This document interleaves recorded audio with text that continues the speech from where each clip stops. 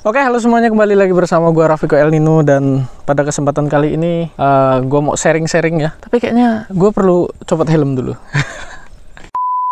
Oke, jadi pada video kali ini gue mau membahas mengenai MT, tapi spesifiknya lebih ke kesepakatan antara pihak perusahaan dengan MT. Di mana di dalam kesepakatan itu, MT wajib memberikan atau menitipkan ijazahnya kepada perusahaan dengan waktu biasanya 1-3 tahun. Dan apabila sebelum waktu yang ditentukan itu kita ingin resign atau kita ingin memutus hubungan, maka kita akan diwajibkan membayar denda sekian juta, sekian puluh juta, bahkan mungkin ada yang sampai 100-an juta ya, tergantung dari tingkat perusahaannya dan kesepakatan yang sudah dibuat. Nah, apakah itu diperbolehkan? Oke, kita bahas satu-satu. Yang pertama, apakah itu diperbolehkan ya? Jadi sebenarnya dalam peraturan ketenagakerjaan itu tidak boleh ya, tidak boleh kita bekerja dengan memberikan jaminan sesuatu, baik itu ijazah berupa uang ataupun aset dan lain-lain, itu tidak boleh. Tapi karena di dalam penyerahan ijazah itu ada kesepakatan ya yang tertulis dan itu biasanya ditandatangani dengan materai, maka itu jadi boleh. Jadi kalau menahan ijazah itu sudah tidak boleh, kenapa masih banyak perusahaan perkebunan yang menggunakan ijazah sebagai jaminan masa kontrak? Hal itu dikarenakan satu ya, biaya rekrutmen itu mahal.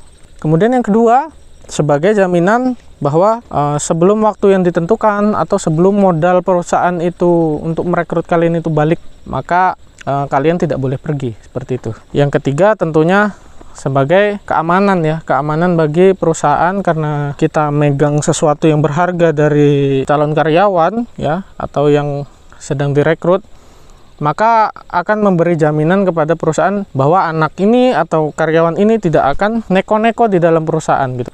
Buat kalian ya yang keterima di MT program manapun, dipastikan benar-benar hati kalian itu dimantapkan betul-betul ya, apakah mau mengambil program MT ini atau tidak gitu. Jangan sampai nanti ketika sudah masuk di perkebunan tidak sesuai dengan ekspektasi kalian dan kalian memilih untuk pergi, kabur, mengikhlaskan ijazah kalian, atau kalian menebus ijazah kalian dengan uang yang tidak sedikit, seperti itu ya. Mungkin ada beberapa tips yang bisa gue bagikan untuk kalian ya. Yang pertama, sebenarnya perusahaan itu tidak akan mencari kamu ketika kamu itu kabur. Ketika kamu itu pulang lagi ke rumahmu meninggalkan ijazah, perusahaan tidak akan mau mengeluarkan uang lebih untuk mencari kamu. Kemudian kalau perusahaan-perusahaan yang nggak ada nahan ijazah, gimana bang? Kalau misalnya saya kabur nih bang dari perusahaan itu, tapi saya ijazahnya nggak ditahan, apakah saya bisa dipidanakan, dicari oleh perusahaan gitu? Sebenarnya secara hukum bisa, tapi lebih ke denda ya, bukan pidana. Dan menurutku kalau kita kabur itu perusahaan tidak akan mau repot ya, tidak akan mau repot-repot mencari posisi kalian di mana gitu, karena biaya untuk mencari kalian itu lebih mahal daripada biaya rekrutmen. Selanjutnya tips yang bisa gua kasih ya, ketika kalian itu mungkin khawatir tentang menahan ijazah ini seperti apa, karena kita belum tahu kondisi perusahaan tuh di dalamnya seperti apa gitu. Nanti takutnya bang udah ngasih ijazah ternyata nggak sesuai ekspektasi gitu ya. Kalau bisa ya, duplikat ijazah. Nah, duplikat ijazah itu kita bisa ke kampus ya, kita ke kampus, kita urus dengan surat kehilangan ijazah, ataupun memang kita bilang ke pengurus kampus bahwa kita itu mau rekrutmen ya di program MT dan membutuhkan ijazah cadangan sebagai jaminan di perusahaan tempat kita akan kerja gitu. Nah, kalau sudah diduplikat, nanti suatu saat ketika kalian mungkin tidak cocok dengan perusahaan itu ya, kalian bisa memutus hubungan sepihak ya. Tapi ini cara curang ya, ini cara curang, dan beberapa sudah melakukan itu. Memang ijazah asli dengan duplikat itu tidak ada bedanya, karena yang dicari oleh HRD itu hanya nomor induk mahasiswa, kemudian nomor ijazahnya, dan itu bisa dicari kan di web. Benar nggak si A ini lulusan dari universitas ini, benar nggak si B itu lulusan dari universitas ini gitu. Ya, itu cara yang pertama. Kemudian cara yang kedua, kalian bisa bilang ke perusahaan bahwa kalian keberatan untuk ijazahnya itu ditahan gitu. Nah, mungkin kalian bisa menggunakan jaminan ijazah yang lain seperti ijazah SMA kalau misalnya kalian S1 gitu. Dan kalau cara yang kedua ini tidak bisa, biasanya akan dialihkan ke surat kelulusan ya, atau SKL atau apalah gitu. Beda kampus beda nama ya. Dan itu bisa, ya, itu pun bisa dipakai sebagai jaminan.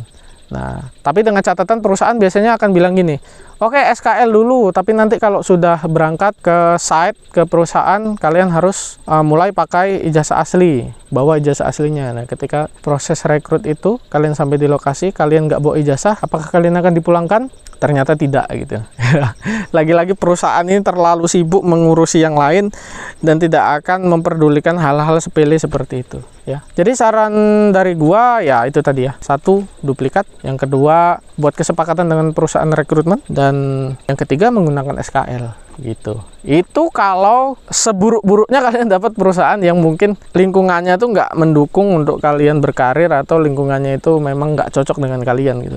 Tapi kalau lingkungannya cocok, di sana kalian betah, ya nggak masalah gitu.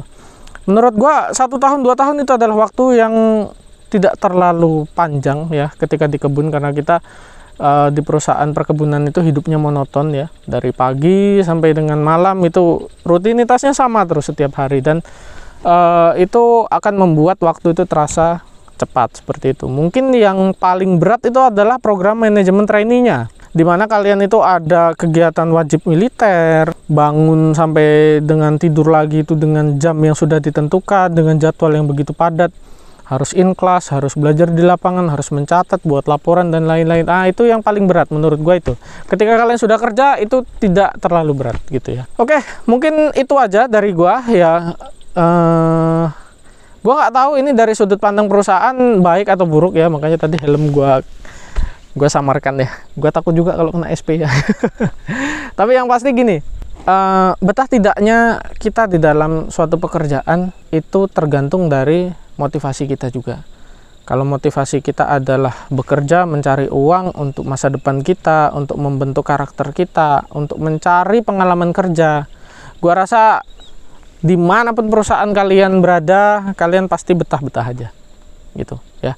Tapi kalau memang niatnya kalian pengen santai-santai, kerja enak, ya di sini bukan tempatnya ya. Kalau mau cari enak, ya kalian harus buka usaha sendiri. Kalian buat lapangan pekerjaan, kalian punya karyawan, nah baru mantap ya. Oke, mungkin itu aja dari gua. Terima kasih sudah menonton. Selalu dari gua, salam satu layar.